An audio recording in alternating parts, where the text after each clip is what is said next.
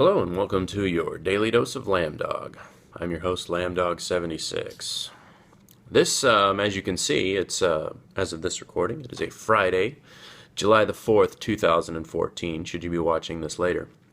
Those who have followed the channel for a little while will notice that in the background, it's kind of my day off background. I'm going to give you a little bit of a different take on the 4th of July.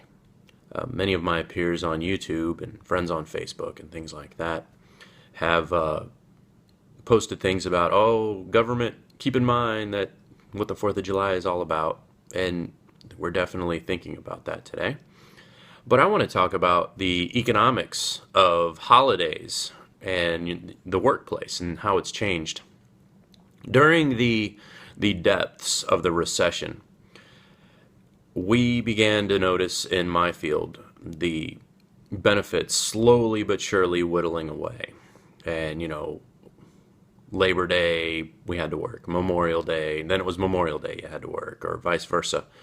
And then eventually, at the depths of it, we found ourselves working on the 4th of July, which it is what it is. And I don't think people always realize how serious it was as far as the place that you were working at was about ready to go out of business. So every dollar counted. So every profit that we were able to achieve mattered. Even down to the point of, working as a flat rate mechanic, the management began to study how it is more efficient to have a lower paid technician do the exact same job as a higher paid one because the profit's greater. Let's say a person is making 25% of the money that's coming in.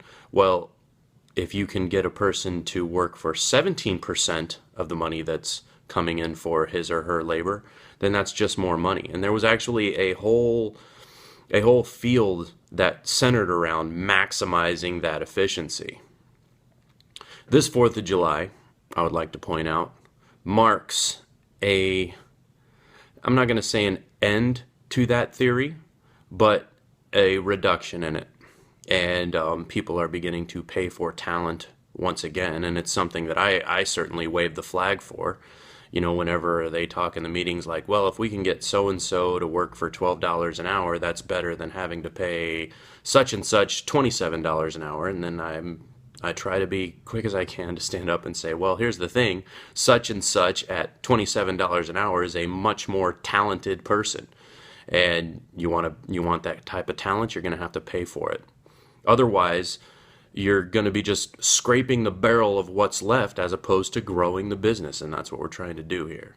And seeing that begin to come back has been really nice, and to be a part of it has been, I'd hate to use the word exciting, but to see a business come back and grow and to be a part of growth as opposed to stagnation has been wonderful. So should you be working today on the 4th, essential services, those people who can't get a day off no matter what, we're thinking of you today and we fully support you. And for those working in a business that's still coming out of the recovery and you're working because your people are trying to make every dollar possible, we support you as well, and we're thinking about you today. And for those of us lucky enough to have the day off because of those people still grinding it out in those essential services, man, enjoy the day. Think about what's important. Remember about what it was for. Remember the birth of our nation. Happy 4th of July, everyone.